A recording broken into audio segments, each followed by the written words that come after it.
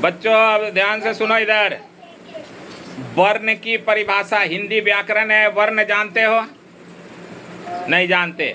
वर्ण की परिभाषा क्या होती है? किसे वर्ण वर्ण किसे कहते हैं? तो मुख से निकलने वाली प्रत्येक सार्थक ध्वनि को वर्ण कहते हैं।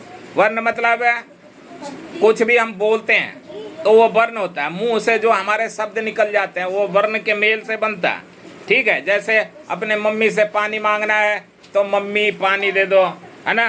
खाना मांगना है तो मम्मी खाना दे दो। तो ये सारे वर्णों के मेल से हम बोल पाते हैं। किसे अभिव्यक्ति की न्यूनतम इकाई कहा जाता है? ध्वनि की।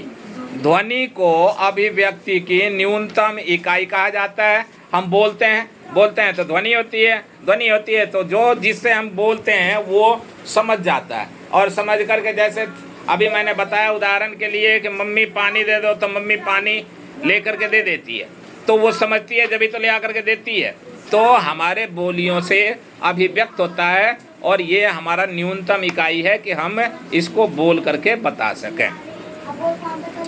वर्णमाला की परिभाषा लिखो। वर्णमाला वर्णों के समूह को वर्णमाला कहते हैं, और हिंदी वर्णमाला में मूल वर्णों की संख्या 44 है। मूल वर्ण कितने हैं? 44। और कुल वर्णों की संख्या जो अ से ज्ञ तक जो हैं वो वर्णों की संख्या कितनी है? वर्ण की संख्या 52 है। पूरे 52 है, और मूल वर्णों की संख्या 44। तो इस तरह से वर्णों की गिनती हो गई। कितने? मूल वर्णों की संख्या कितनी है? 44। और कुल वर्णों की संख्या कितनी है? 52।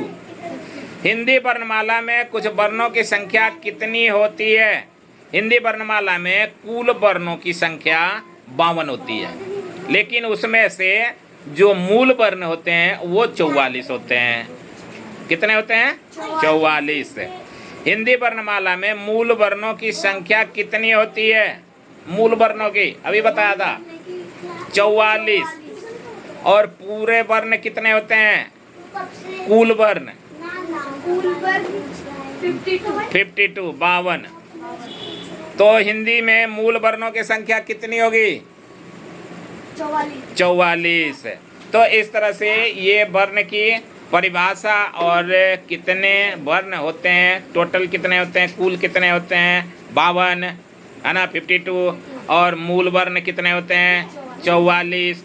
तो ये वर्णों की संख्या है। और वर्ण की परिभाषा है कि मुख से जो हमारे शब्द निकलते हैं वो भाषा के रूप में प्रवृत्त होते हैं, और वो ध्वनि को मिला करके वर्ण होता है। ठीक है।